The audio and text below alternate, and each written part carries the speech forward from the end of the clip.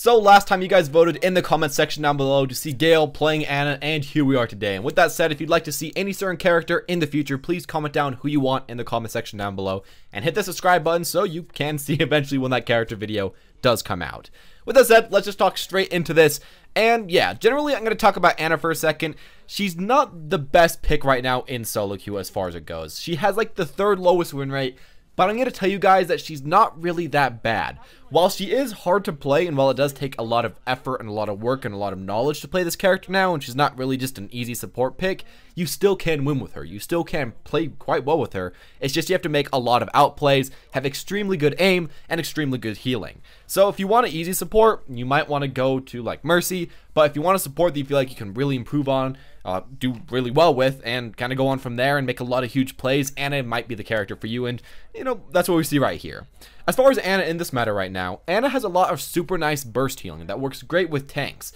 The only problem is that we don't have way too many tanks right now. We have some, but a lot of people like to go triple DPS, and if you have a huge DPS comp, she's not the best. She has really good, you know, burst healing on big tanky targets, but when you're trying to heal multitudes of targets all over the place, it's not quite as good. You still can, and you definitely can, you know, support people from all over the map, especially in very open maps, but in closed maps, it might be a little bit hard for you in order to do that. Now, to the question, when should you choose Ana over Mercy? I'm going to say for the most part, you should almost always choose Mercy. She's a lot easier, a lot more consistent, and has one of the most broken abilities in the entire game right now. But you still can choose Ana if you feel like you are doing really well as her, and especially if you already have a Mercy on your team as the other support, then you can choose Ana and do really great as well. She takes a lot more work, and you do get a lot less reward than Mercy, but as far as a second healer on your team, she can work out really greatly, and overall actually carry a lot of games compared to a lot of the other healers, kind of similarly to how Zenyatta can carry a lot of games when you're very good at Zenyatta. Now, as we see right here, when you're not healing your teammates, you want to shoot the enemies. Because if you're playing Ana, why aren't you going for that? If you aren't trying to get out any damage, then you should probably just play Mercy. But if you're trying to get damage, you know, there we go. We have Ana right there. A little bit earlier, I guess a second ago, we also saw a Genji ulting. Realize to yourself that you actually can shut him down really well as Ana, and this is one thing I like about her. She can really shut down a lot of characters. What you can do against him is shoot him a few times with some teammates help and kill him, grenade him, or sleep him. If you do any of those things, it'll make so that he dies very quickly, and yeah, you can overall kill him without way too much hassle, as long as he's not immediately going after you. If he is immediately going after you though, you probably still should just try to at least get a grenade on him when he jumps onto you, and stop him from getting any healing, and that will, for the most part, kind of shut him down, and that's kind of nice. Now, if you want some more consistent healing, something that we're seeing Gale do a lot right here, get close up next to your team. As well with that, don't stay way too far away from your team. I see a lot of people that would maybe be on that cliff that we see on the left of the screen right now, way far away, because, you know, it's safe to be far away. I can heal from there while the enemies can't shoot me way too easily. While that is true, you can often be ganked and nobody can help you. If you stay kind of closer to your teammates, you can deal a lot more healing easier, which is nice, but as well, your teammates can protect you, especially someone like a McCree that can stop flankers. It's very hard for, let's say, Tracer to attack you if there's a McCree right next to you, while if you're all the way out in the boonies, you're probably just going to kind of just ask for yourself to get killed. As well with that, though, if you are at close range, you can zoom in and target the exact person you want to hit if that's a little bit hard for you. But as well with that, you're probably going to hit a lot more of your abilities, and you probably should focus on that and realize that when you are close, you can hit a ton more abilities. Now, unfortunately, on our first round right here, you know, we're pushing up, we're doing pretty good, but we did kind of throw a little bit at the very beginning, so we're gonna eventually lose out at this map, but you know, it wasn't way too bad. We got a lot of healing, we got a lot of damage at the last second. Of course, jump on the point, try to get as much stall as you can. It doesn't always work, and you have to realize with every character in this game, you can't always win every single map, but that doesn't mean you should immediately switch off your character. You should just keep playing and try your best. Now, in this game, we do see an actual Ana Mercy, as well as I was saying earlier, and I feel like that's really good because it does give you the maximum amount of healing. Sure, you might have a little bit less damage or a little bit less speed, but if your team just needs a lot of healing going on, or if you just want to maybe get some nice sleep darts, that can work as a good combo. And as well, Ana E straight onto the ground, and then Mercy pressing ult, that can do so much healing for your team, and essentially make you win almost any team fight in itself. So maybe that's something you want to keep in mind. It's actually okay to duo queue as Ana and Mercy, at least in my own opinion. You know, not way too bad. Now, on the second map, we're seeing, you know, decent plays going on, whatever. As far as your grenade, If you don't feel like you can kill the enemy DPS that's jumping on you with it, or that's just kind of far away with it, try to actually hit the enemy tanks with your grenade, because this will force them to hold up their shield and force them to not deal any damage, otherwise they can't get a healed back up. And as well, if they do go for some damage, your teammates can probably actually pick them up, but even if that doesn't happen, you can at least stop the enemy supports from getting free ult charge, and that's kind of what you want to do, because your ult is very strong, and if you can have your ult but other people don't have theirs, there we go. We all know it's a really nice combo ult, does a buttload of damage. But it's kind of awkward, I guess, when comparing it to Mercy, but yeah, that's something you might just kind of want to do. We see often quite here as well, people are just kind of ignoring us as Ana. This doesn't happen every game, but when people are ignoring you in team fights, don't just try to run away as far away as you can, because sometimes they'll turn around and kill you. Stay kind of next to your teammates and actually try to kill the enemies. You do a decent amount of damage. If people are ignoring you, go in there and kill them. You can usually, well, E and then two-shot people or two-shot melee. So that's not way too bad when you actually think about the potential damage. What you might have to do as this character is practice aiming a little bit. That's something you don't have to do as much with the other supports. While it is nice, it's not really as necessary, but with Ana, it definitely is. And as far as, when to use your scope and when to not, when you want to hit an exact target, let's say a ferret in the sky, of course, you want to use your scope. As well, though, if you're at close range, but there's a lot of people standing right next to each other, and you want to make sure that you're hitting that DPS or that you're hitting that Mercy, use the scope. But in most other situations, you don't really have to. The scope itself, it's like almost impossible to miss if you're just kind of aiming next to people. But it gives you less of a view of the map, and of course, you can be flanked a little bit easier, which is kind of hard. Now, we're getting close to having our ult again, and as far as using your ultimate, you just want to ult the most consistent DPS player. Or what I like to do a lot is ult a tank like D.Va or Orisa that can stall the fight for a long time. And while it doesn't technically give your DPS more damage, it does allow your long range DPS like Soldier and Pharah and Junkrat and all those other characters a lot more chance to get their far range DPS out there. And yeah, you can overall just stall a lot more. And if you feel like the enemy team tries to push up really quickly, you can go for stuff like that. Right here we see us getting a shot, getting another shot, and then meleeing. That's a nice way to kill flankers, and fortunately, we have good enough aim in this game, at least Gale does, to try to go through that. So, there you go. We also see quite often, though, in this map, because it's such a small map, King of the Hill, which some people don't like as Ana, but I feel like is okay. When the enemies are very close, what you can actually do is try to walk through them if they're already on you, and it makes it a little bit harder for them to hit you. They have to turn all the way around. And while you can't shoot them, I guess, immediately, it can make it take a little bit longer for them to kill you, a little bit extra time for people to peel for you, and a little bit extra time for the tanks to get back and protect you.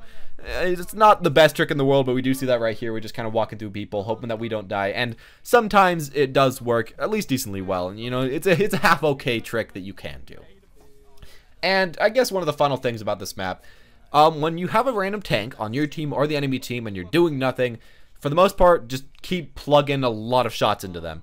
It gives you a ton of ult charge. It makes it that they can engage and they're already getting healing, so they can take a few shots and not really even feel it, and they can just kind of go in from there. So yeah, there's nothing to do, just heal those guys. Or I guess if you have someone like Pharah that you know is going to take a lot of bullets in a row, you can heal her instead. Sorry about my dog. He's having a little bit of a fun time. Now, if we are again playing on Koth or something like that, remember that you aren't that bad, and remember that on especially King of the Hill maps where it's kind of hard to stay in the back and not get picked off, get close up, at least semi-close as we see right here, right next to our team but behind our team still, and make sure that you can actually hit your abilities. Often if you're at far range and the enemies have to come through an exact choke point, it's okay, you can just spam your abilities through there and do fine. But if the map's a little bit more open, sometimes you might have to get a bit closer and try to finish those off. If you see a lot of these super good flick shot sleep darts, it's because usually they're a bit closer than most people. Right there we saw also the healing power of Ana Mercy. That guy was dying, but he would not die. So yeah, that's kind of something that I guess is kind of cool.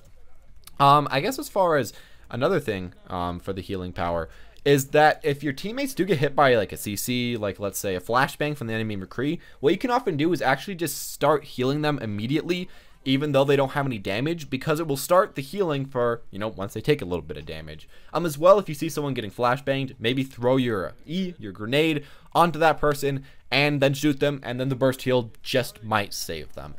Don't be afraid to waste that ability. I feel like a lot of people save the grenade forever. They save it for way too long. And then if they see, a random situation for a kill, they won't really go for it. I'd say it's better to use the grenade. Try to get as much value as you possibly can. Don't waste it on, stupid stuff. But of course, try to get as much value as you can. and then going from there. I guess one thing you have to remember is that if you're by yourself and the other support is dead, you might want to save it because there's no healing in your kit other than that. But in most cases, just use it a little bit more liberally, and yeah, don't be too afraid to use that thing. Now, finishing it off, I guess, on this map, you know, we're getting a lot of damage, we're getting a lot of healing, we're pushing out pretty well, and our teammates are doing fine as well. But something you might want to do is make sure to call out in voice chat when people get on you. We see this, the top left of the screen, Gale is often talking, often asking for help, and he's getting it quite often. People are turning around, people are helping him, people are going in like that. But what you don't see him doing is just standing in the back line and just expecting people to turn around, expecting people to gallantly rescue him and save him. No, that's not what really happens. You do see, you know, a lot of patience and a lot of everything like that, but mainly just don't expect anything from your teammates, really. I guess that's the thing to know. You know, they don't really expect much from you. You shouldn't expect much from them, and overall, you should just kind of ask for help. If you don't ask for help, it's not going to come. I know that's dumb, but it's pretty much how the game always works out. And something else, I guess, that's also kind of nice is that if you do have a call out ready, please make sure to actually call out the heroes for your team to target. Let's say that you anti somebody with your grenade, call out who you antied, and if they're very low, say like, hey, Genji's low, and he's antied. Your team should probably focus on him, and they'll probably go on from there. Oftentimes, I feel like team fights usually are won or lost by if people are actually targeting the same target. And if you call it out, people are more likely to do that thing, and you aren't going to be wasting as much damage. And, of course, if you tell them to hit somebody that's antied, yeah, that's going to work out for you, and you're probably going to kill them. Unfortunately, the enemy team right there does take the point. Not the best thing for us, but we can go back. We can push it up again, and it works pretty fine. We saw a really good hammer down right there. We didn't get way too many kills off of it, but it did allow us to get out of our spawn. We have a ton of healing so far. I think it's like 17k damage in the end, so that's pretty nice as well. But one of the final things I'm going to say is that on these big pushes, as I said a little bit earlier, make sure that when your team's all up next to each other, maybe after they've taken a little bit damage, but maybe even before they've taken damage, go for your grenade and start healing them. And just start healing everybody, especially if you have an ulting Lucio, not ulting Lucio, an ulting Mercy or a Lucio that's healing. If you can get AoE healing that's then boosted by the grenade to everybody in a team fight, it'll greatly increase your chance of winning that team fight. Of course, if you can get an anti-grenade on the entire enemy team, that's even better, but you can kind of see how one's a little bit safer, getting your teammates to coordinate and to be next to each other compared to getting the entire enemy team next to each other. You know, you can do both, but I think that's a little bit easier to kind of see how it works. We finally finished it off right here. I guess one thing that we learned is that, you know, again, finish off shooting the opponents and then finish it all off with a melee. That works pretty well every single time as far as Gale playing.